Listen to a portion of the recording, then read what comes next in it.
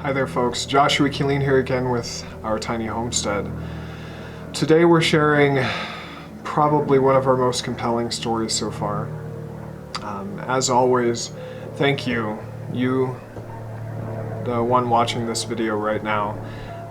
Everybody that's been sharing our story, you've gained the attention that this issue needs, and thanks to all of you that have shown your support and that are watching these videos, we are now gaining much needed attention, and we feel very hopeful that we are going to be able to win, or at least make improvements in this horrible situation.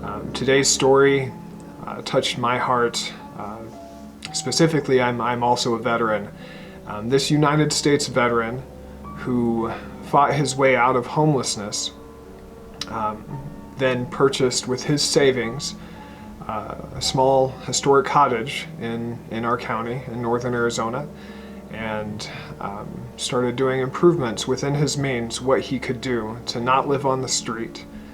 And he is now under attack by Yavapai County and is being threatened with multiple or daily $750 fines. So without further ado, here is Paul Kent's story. How's it going, Mr. Kent? Today it's going excellent, thank you. Alright, thanks for... Well, we have some locusts with us here, so we're going to talk nice and loud so everybody watching this video can hear us. Well, they're crying out in joy for what's happening here. Finally, a lot of good is coming about in this little village. Yes. So this is another video in our series of doing interviews of people affected by what's going on here in Yavapai County. And we met last Monday evening at the county town hall.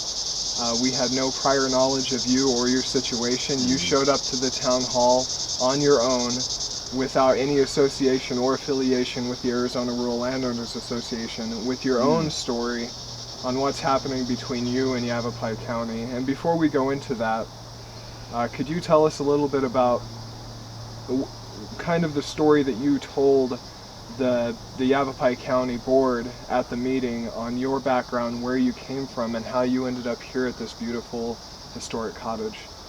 Yes, Development Services came around last November, and I was passed on a red tag violation, and I immediately went into a fit of depression because my background is I was a mariner in San Diego Bay for over 30 years, and the Port District kept impounding my vessels, 3 of them. I'd work on them, try to improve them, and then they'd take them away. So now I'm 72, and I'm starting life all over again. You were homeless. I was homeless in San for Diego. years in my red pickup truck, my 42-year-old Ford crew cab truck with my 2 dogs. And I would periodically be waken up, typically 3 a.m. by an officer with a light that's brighter than the sun, shining in my eyeballs and accusing me of the crime of sleep. So in a way I had my own post-traumatic stress syndrome. I bought this place in Seligman because I thought someday I might not be able to row out to my vessel, and I'm planning for the future, and I wandered out here, and I got a super deal on this 105-year-old cottage that had been unoccupied for over 40 years. And so you had saved up while homeless? Well, yeah. And I had a 50% partner who paid, his share, and so now I'm out here in Seligman, and I'm doing what I've God-given talents is. I always restored wooden things, old wagons, sailboats, and now I got this beautiful house here, so every day I enjoy waking up and getting with it, restoring my home. I'm living the American dream, if you might think of it that way. But so now the Development Services red tags me, and for 2 weeks I went into the depths of depression, because I learned later it's triggered memory. It triggered some repressed memory data, and it was overwhelming for me. But finally one morning I woke up and I kind of chuckled. I said, when are you going to ever learn, Captain? Because now Satan's got your attention, and you got a reciprocal course. So I started to pull out of it, but I learned a great deal from this experience. Can you please say the same words that you said in the meeting at the county town hall on how you feel this is? I started in by saying development services. Development services has developed nothing in Seligman at any rate, and they provide no services. It's a parallel to Federal Reserve. There's nothing federal and there's no reserve, and it's a lie to begin with. And then they say they had an anonymous complaint. Well, I sure would like to know who complained. I personally don't have any enemies or vindictive neighbors that I'm aware of, but So let's revisit the facts here really quick. You were homeless in San Diego. That's correct. You came here and you invested your savings into purchasing this historic cottage, right, which had been vacant for how long? Over 40 years.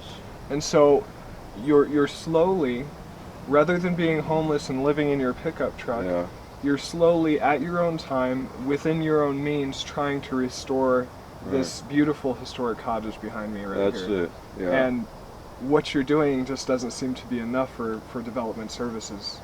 Yeah. What did they threaten you with? We could take a tour around town and you'll discover that nearly 50% of the properties out here are abandoned. They all have various issues, but some are slated to be bulldozed, and they're perfectly good buildings. They need somebody to come out here and put some loving care and clean up this town. And that's what you're trying to do. Right. What did Yavapai County Development Services threaten you with when they sent you a notice of violation? What type of fines? It was all a nebulous report, various whatever. Well, they never really specified what their complaint was, but in the end I got a letter from them, and the last paragraph reads, if I am not in compliance, I will be assessed $750 a day. I'll repeat that. $750 a day, which immediately violates my constitutional rights, Article 8, which speaks of excessive fines and penalties. So I would think $750 a day is excessive. That's more than excessive. So this is just going to support. We have people being fined initial fines of $2,500 or threatened with initial fines of $2,500, $7,500, and $500 per day, or $750 per day, unless either A, we come into compliance, or B, they buy the permit, pay them off. It's like a mafia deal. Or B, if we sign an affidavit admitting that we are in violation and that we are at fault, they'll then and only then give us 6 months to come into compliance without fining us, which is coercion. Right. You're here doing the best that you can. That's right. Not doing anything wrong, not directly affecting anybody. Yeah. And they are threatening you with $750 per day. Yeah. A fine. Okay, well, here's my thought on that. Generally speaking, citizens take the course of least resistance, unfortunately, and so only a few are pledged to uphold the Constitution and get things done. I found that once you lose freedom, it's very difficult or impossible to get it back. Just to get back on track, you're a veteran, correct? That's correct. And you have another story to share that's semi-related that has to do with development services and veterans. Please go ahead and share that. I'm a member of the American Legion, and we have a hall about 3 blocks away. Our commander has a futuristic project called Fort Comfort Veterans Village, and to date the development services fees are over $250,000. Over $250,000. This is how they treat and respect the veterans. This is so that he's trying to build a home or a space. They're going to be, it's more like a trailer park setup with in all the same individual units with you know, refrigeration, sanitation, air conditioning. Kind of like tiny home units? Yeah, little fenced yards, and I can't remember how many. Perhaps there'll be 100 out there spread out. And they want to charge them over $250,000 in just fees, yeah, to complete this project. Yeah, yeah. So how's it going to look when the rest of the world finds out? This project is taking place on privately owned property? Yes, yeah. I don't know what the title reads, but it's not public land. It's not correct. City land. It's okay. Yes, yes. So this, guys, what's happening here is wrong, and we're not just going to lay down and let it happen. Right. Thank you for having the bravery and the courage to share your story. I appreciate that, because when you do speak up, there can be some vicious retribution. You don't know what these people are going to do in the dark, sneaking around, or what they got up their sleeves. So, yes, but I found that once the word goes out and the rest of the world knows it, it does buy a certain level of protection. And that's what we're trying to do here.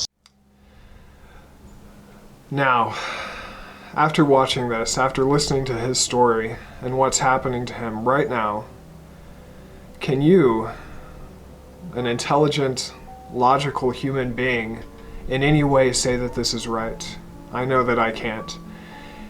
When somebody that comes from living on the street, a homeless veteran who has served our country, not a criminal, somebody who's just trying to do the best that they can, when that person gets off of the street, works their way off of the street, and purchases a property that they can afford, and tries to do the best they can to restore this beaten down property, even though it's not the most beautiful home on the block, you know, when they are under attack by Yavapai County, when they can't even, when what they're doing isn't enough for them, when their improvements aren't fast enough for them, when they're not to their code, they're threatened with daily $750 fines.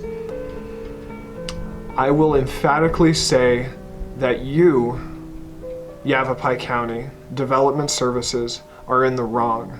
What you're doing is wrong. And we, as Arizona rural landowners, are not going to continue to let you do this. I am making it my mission in life to fight you every step of the way. What you're doing is wrong, and we're not going to let it stand. To all of you viewers that, again, are showing your support, thank you. Please hit subscribe, share this video, and if you would like to show your support, if you would like to join our organization, it's Arizona Rural Landowners Association on Facebook. If you would like to stay tuned, please subscribe. If you have any knowledge or anything that you would like to share, please feel free to contact me directly, either via Facebook or via the YouTube channel, Our Tiny Homestead. Again, my name is Joshua Killeen. Thank you so much.